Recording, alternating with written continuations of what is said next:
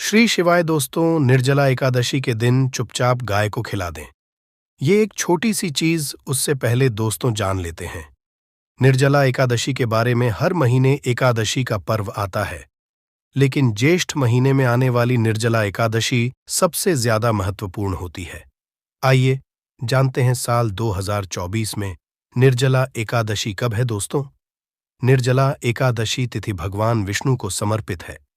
माना जाता है इस दिन भगवान विष्णु का व्रत करने से और उनकी पूजा करने से सभी पापों का नाश हो जाता है और मोक्ष की प्राप्ति होती है। ज्येष्ठ का महीना 24 मई 2024 से शुरू हो गया है।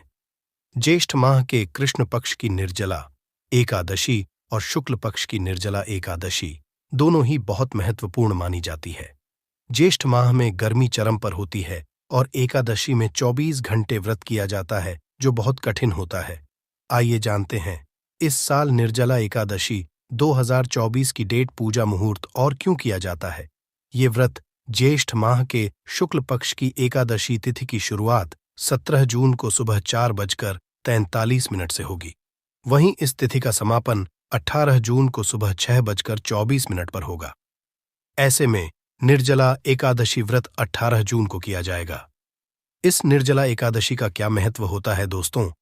अपार शब्द का अर्थ होता है असीमित, यानी कि निर्जला एकादशी का व्रत करने वालों को असीमित सुख और धन की प्राप्ति होती है। इसी कारण इसे एकादशी कहा जाता है। इतना ही नहीं, दशी को असीमित लाभ देने वाली एकादशी भी कहा जाता है। निर्जला एकादशी समस्त पापों से मुक्ति दिलाने वाली एकादशी में से एक मानी जाती है। ऐसी मान्यता है कि इस व्रत को करने से पापों का अंत होता है। इतना ही नहीं, व्यक्ति को कई तरह के रोग, दोष और आर्थिक समस्याओं से भी छुटकारा मिलता है और अक्षय पुण्य की प्राप्ति होती है।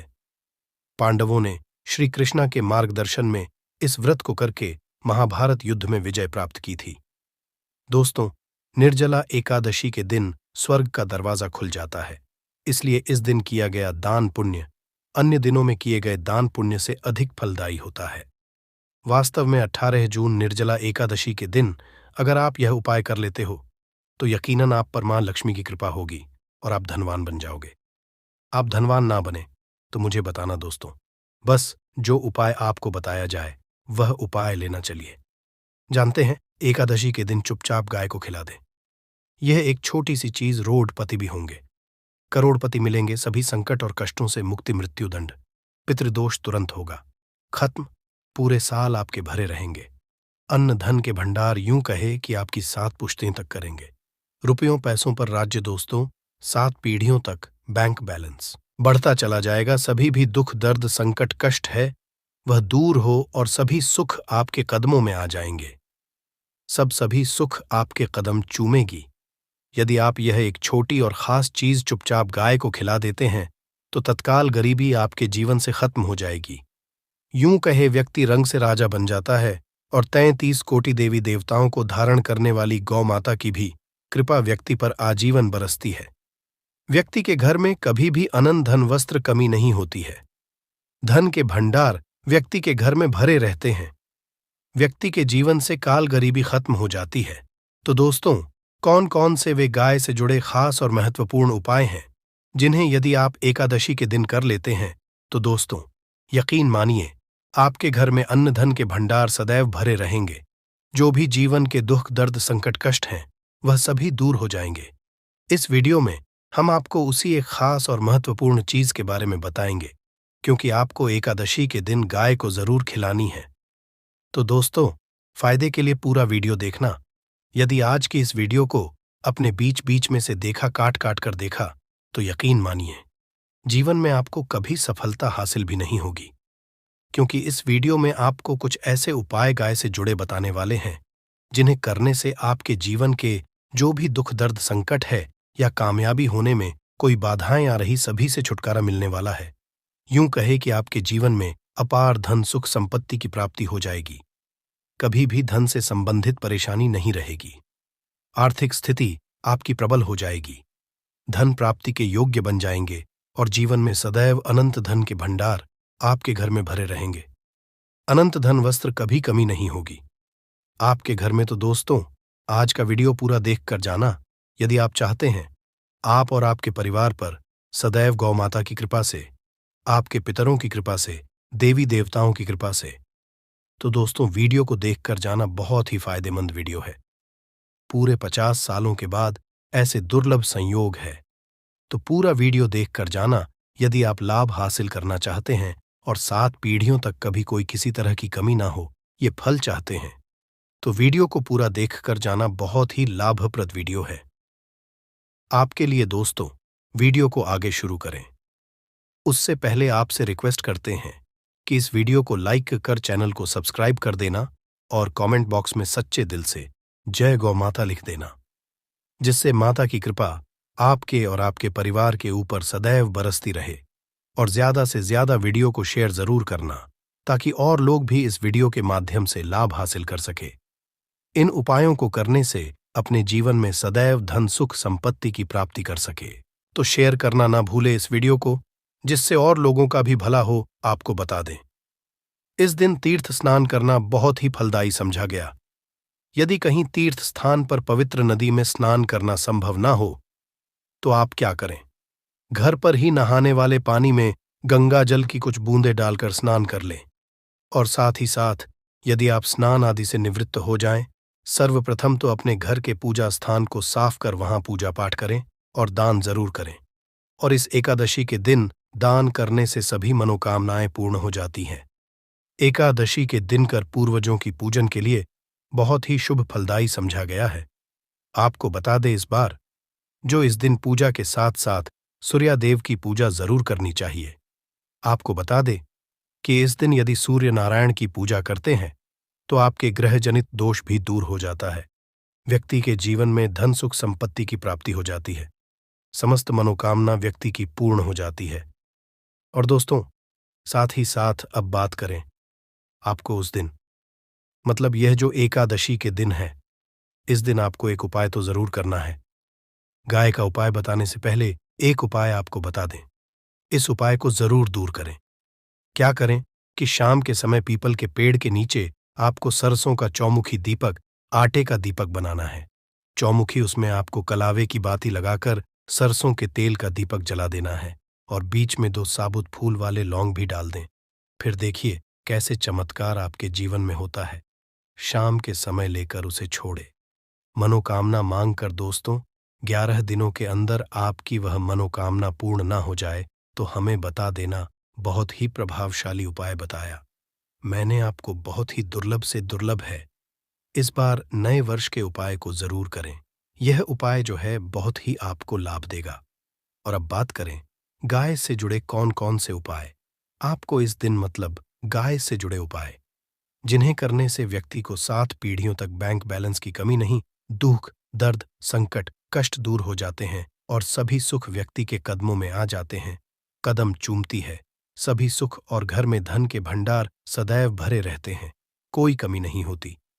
किसी तरह कौन कौन से उपाय ध्यान से सुनना, जिस तरह बताएं उसी तरह इन उपायों को आपको करना है। तो चलिए शुरू करते हैं। कौन कौन से गाय से जुड़े उपाय हैं। प्रभावशाली चमत्कारिक उपाय है जो कि आपकी किस्मत को चमका देंगे। एकादशी से आपको लाभ शुरू करते हैं। दोस्तों सनातन परंपरा में गाय गंगा और गायत्री का बहुत ज्यादा धार्मिक महत्व है।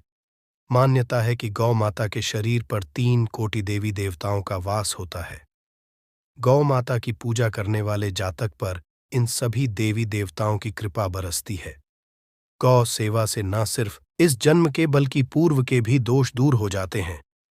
गाय से हासिल पंच गव्य का उपयोग जरूर शामिल करें, क्योंकि पंचम गव्य के बिना कोई भी पूजा पाठ और हवन सफल नहीं होता। या दोस्तों गौ कृपा पाने के लिए प्रतिदिन सप्ताह अथवा महीने में परिवार समेत एक बार गौशाला जाने का नियम जरूर बनाएं और वहां गायों को हरा चारा जरूर खिलाएं। इससे आपको शुभ फलों की प्राप्ति होगी और साथ ही साथ गौ सेवा और गौ पूजा से 9 ग्रह शांत हो जाते हैं और इनसे जुड़े दोषों का निदान हो जाता है। गर्मियों में गौ माता को पानी पिलाए और सर्दी में गौ माता को गुड़ जरूर खिलाए। ध्यान रखें कि गर्मियों में गाय को गुदिया। अनेक देवी देवता को अपने नए शरीर पर धारण करने वाली गौ माता जुड़े कई शुभ और अशुभ संकेत भी होते हैं।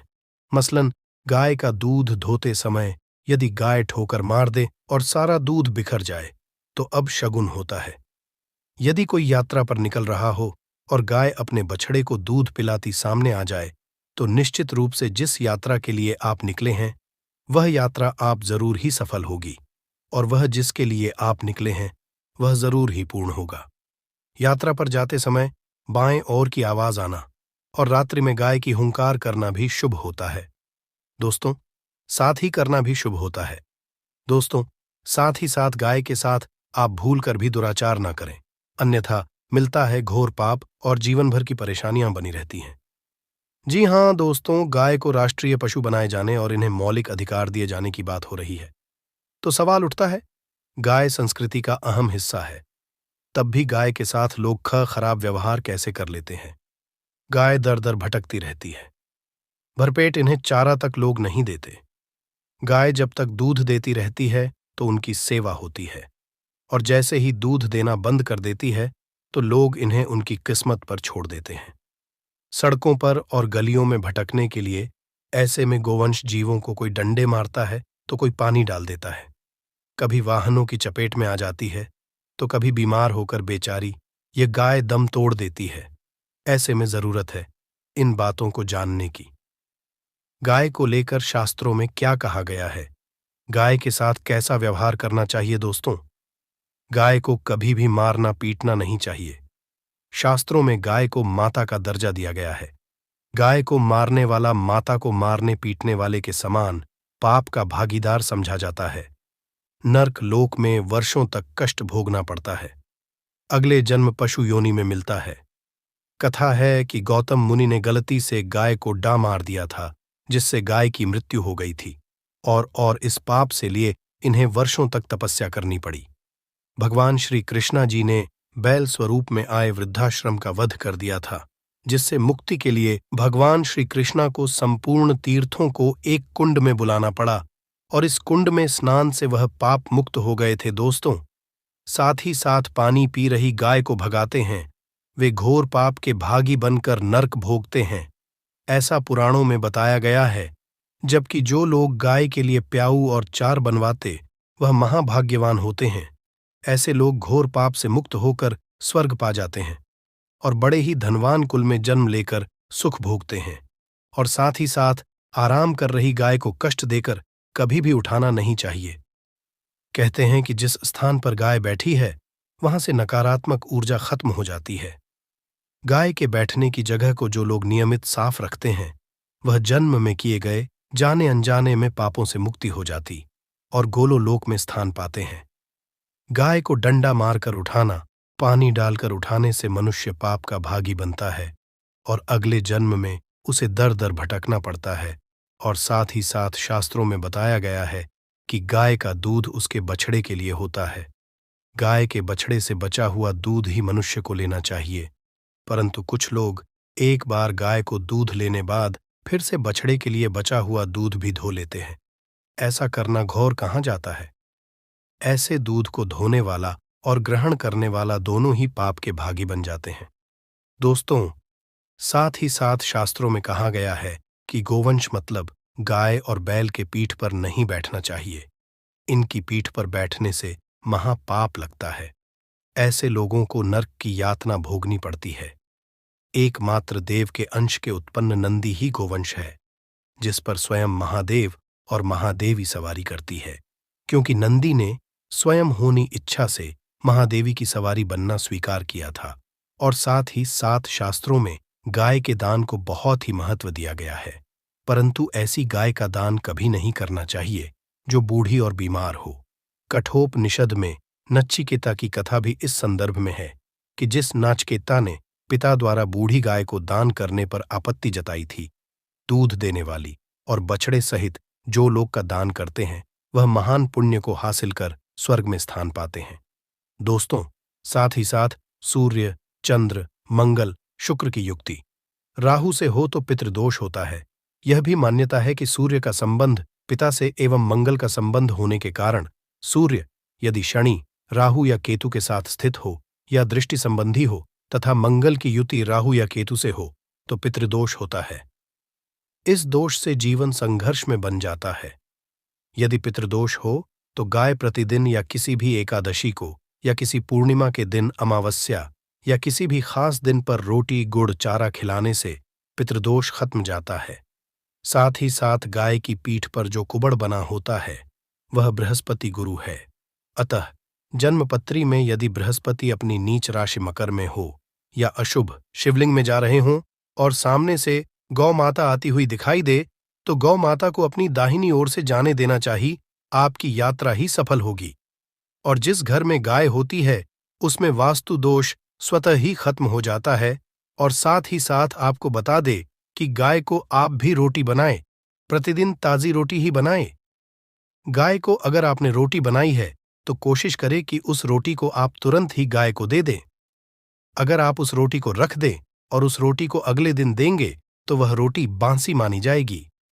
गाय को कभी भी बांसी रोटी ना दे, इससे नकारात्मक ऊर्जा वास करती है और जो भी काम आपके बनने वाले होंगे वह काम भी आपके बिल्कुल भी नहीं बनेंगे।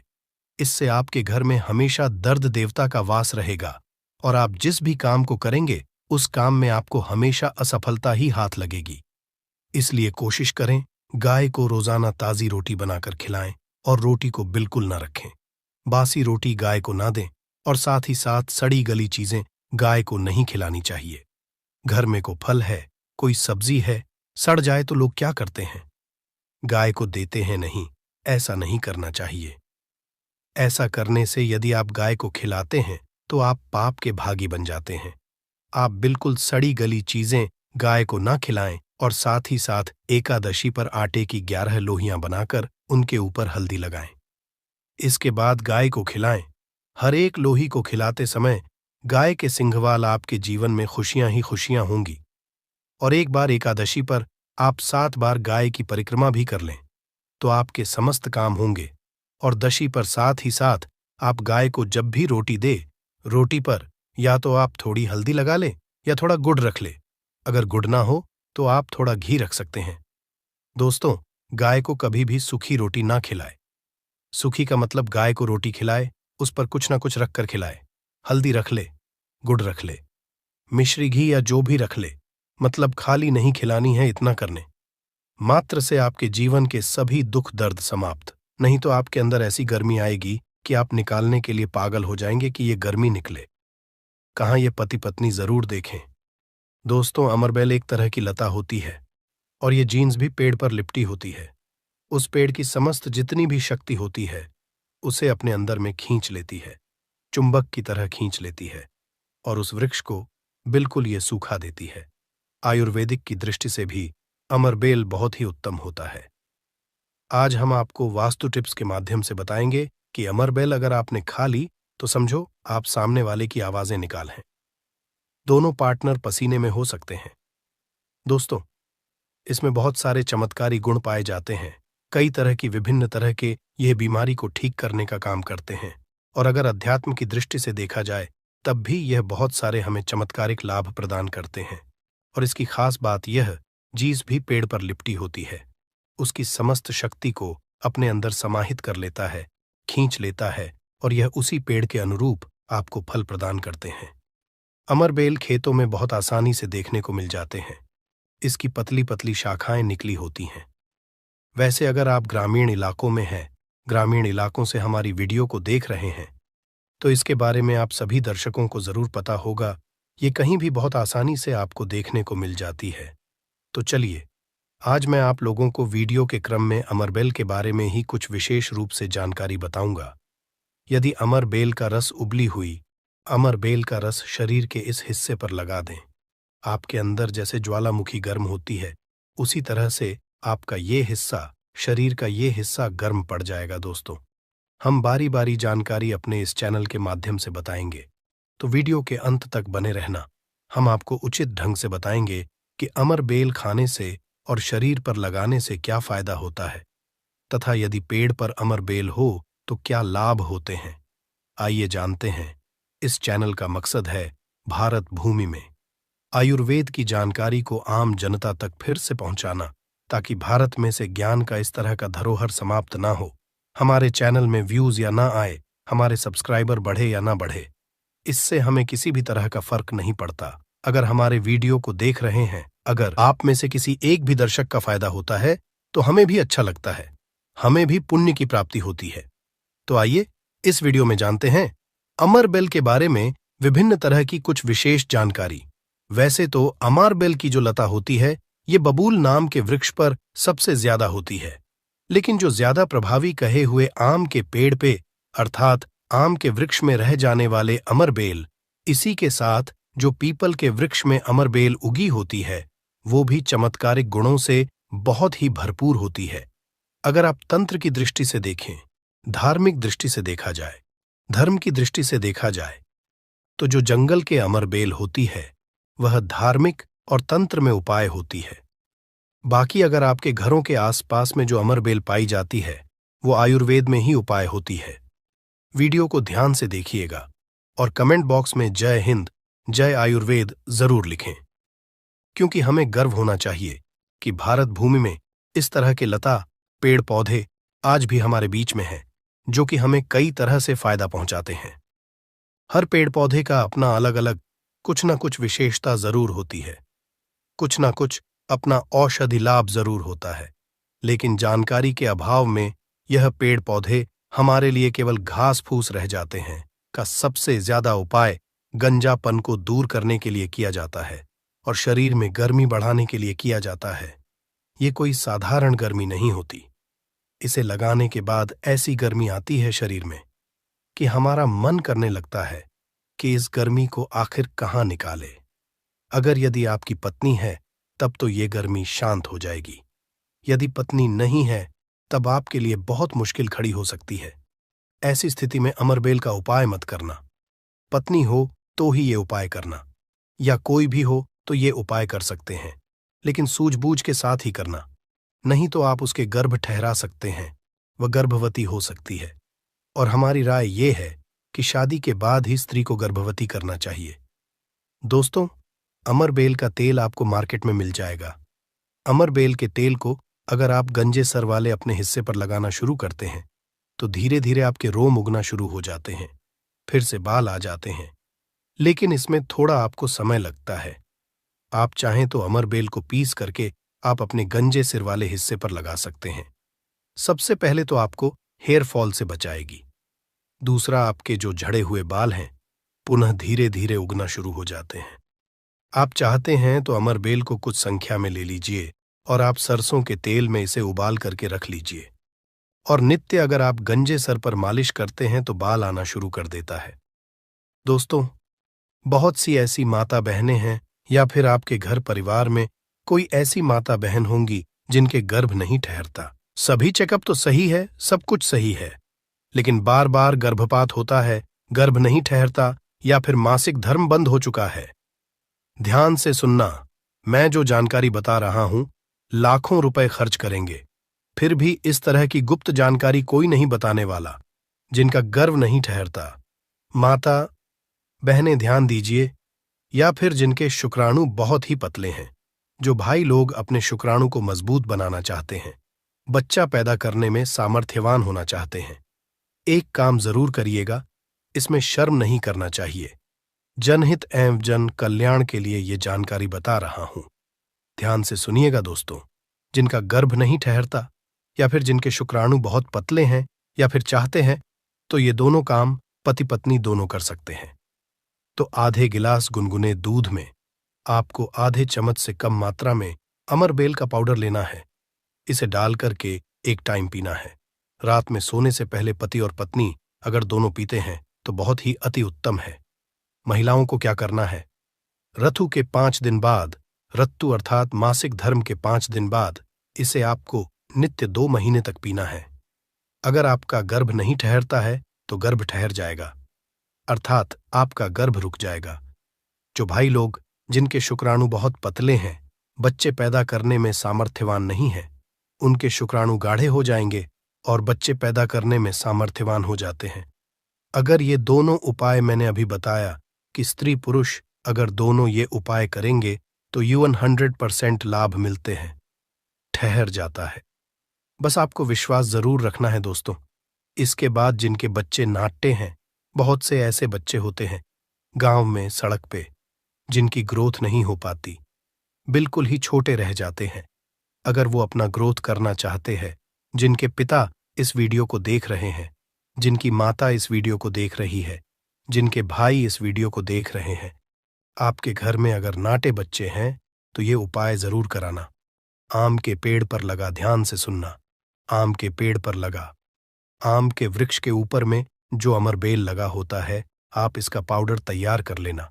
थोड़ी सी मात्रा में आप पाउडर बना लीजिए और नित्य आधे से कुछ कम ही चम्मच, अर्थात एक हिस्से का 25-30% हिस्सा आपको, अर्थात एक चम्मच का 25% हिस्सा आपको बच्चे को जो गुनगुना गर्म दूध है उसमें डाल करके नित्य एक टाइम पिलाने के लिए आपको बोलना है, या फिर पीने के लिए आपको बोलना है। बिल्कुल ही जो नाटे बच्चे रह गए हैं उनकी ग्रोथ हो जाती है, वो फिर से बिल्कुल ही अपने उम्र के बच्चों के अनुरूप ही अनुसार ही ग्रोथ करना शुरू कर देंगे, फिर वो नाटे नहीं रहेंगे। दोस्तों, इस तरह की जानकारी बहुत ही कीमती होती है। आयुर्वेद में आज भी जीवन छुपा है। आयुर्वेद व्यक्ति को कभी भी नुकसान नहीं करता है, इसलिए हमें आयुर्वेद की तरफ पुनः बढ़ना चाहिए। इसके बाद बालों का झड़ना रोकता है।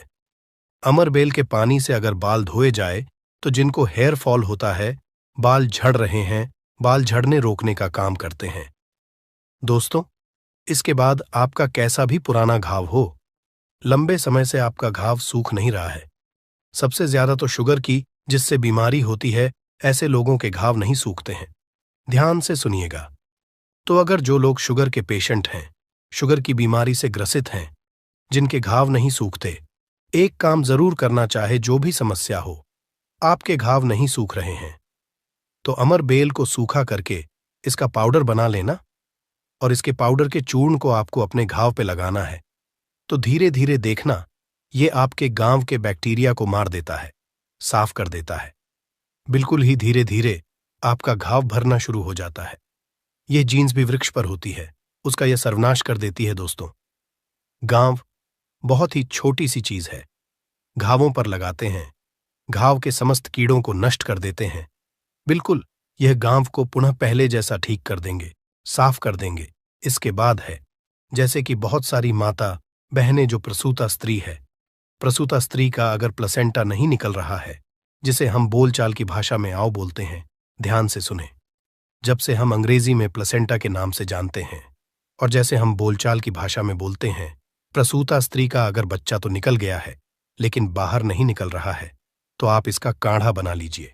अमरबेल का थोड़ा सा जैसे आप चाय पीते हैं दोस्तों, उसी तरह इसका काढ़ा आपको बना लेना है और जो प्रसूता स्त्री है उसे पीला देना है।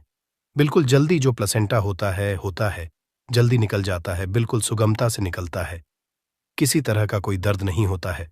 दोस्तों, यदि 1 लीटर पानी में 200 ग्राम अमरबेल डालकर उबाल आ जाए और गैस बर्तन को उतारने के बाद इस उबली अमरबेल में 100 ग्राम कच्ची शराब डालकर और इसकी भाप से अंडकोश की सिकाई की जाए, तो अंडकोश पर लगी पुरानी से पुरानी चोट, सूजन, गांठ, दर्द मात्र 24 घंटे में ठीक हो जाती है। दोस्तों, जब अंडकोश पर चोट लग जाती है तो यह उपाय जरूर करता हूं। हम अपनी माता की सौगंध खाते हैं। अंडकोश में यह उपाय 100% कारगर साबित होता है। काफी सैकड़ों साल पुराना उपाय है यह, इसे जरूर आजा समझा। दोस्तों, यदि उबली हुई अमरबेल को पीसकर इसका लेप अपने नीचे वाले हिस्से पर यदि लगाए तो साइज में प्रगति होती है। 10 गुना तेजी से साइज बढ़ जाता है और आपका हिस्सा मोटा भी हो जाता है।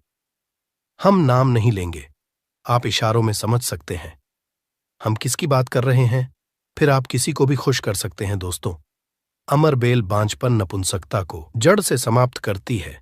बस आपको सही तरीके से इसका इस्तेमाल आना चाहिए। यदि कोई भी पुरुष उबली हुई अमर का पानी घोले के तेल में लगाकर अपने नीचे वाले हिस्से पर यदि लगाता है, इससे मालिश करता है, तो ऐसी गर्मी पैदा होती है जिसके कारण सामने वाला भी आपकी गर्मी से जल सकता है। ये आप तब करें जब आपका पार्टनर हो। यदि आपका पार्टनर नहीं है, आपकी पत्नी नहीं है, तो ये उपाय मत करना। नहीं तो आप किसी के साथ भी गलत कर सकते हैं, या आपका कोई साथी है तो यह कार्य कर सकते हैं, लेकिन आपकी गर्मी के कारण आपका साथी भी जल सकता है। थोड़ा सावधान रहें को बहुत कम मात्रा में इस्तेमाल करना।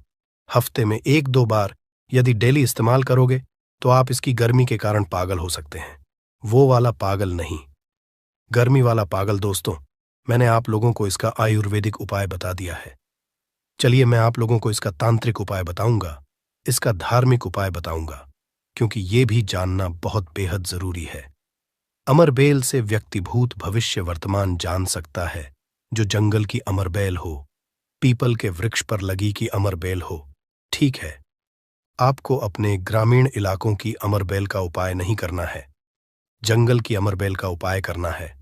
तो पीपल के वृक्ष पर लगी जो जंगल की अमरबेल होती है, अगर आप इसे निमंत्रण देकर के लाते हैं, निमंत्रण के समय बोलना है कि मैं भूत वर्तमान भविष्य की जानने के लिए आपको ले जाने आया हूं। शनिवार के दिन निमंत्रण दे आना है, रविवार के दिन प्रातःकाल आपको सूर्योदय से पहले ले आना है और आप इसे तकिए के नीचे में रखिए। 7 दिनों के आप देखना, आपके भूत और भविष्य ये बताना शुरू कर देते हैं, अर्थात स्वप्न के माध्यम से आपको भूत और भविष्य दिखना शुरू हो जाता है। क्या आप भविष्य में क्या करेंगे, भूतकाल में आपकी कौन सी घटना हो चुकी है, और मैं जो ये जानकारी बता रहा हूं, ये जानकारी हवाई बात नहीं है। काफी सारे लोगों ने लाभ लिया है, अर्थात काफी सारे लोगों ने इसका उपाय भी किया, उन्हें 100% लाभ भी मिला है, क्योंकि इस चैनल में वही जानकारी बताई जाती है जो जानकारी सरल हो, में आपका लाभ छिपा हो। दोस्तों बोलेंगे कि सट्टे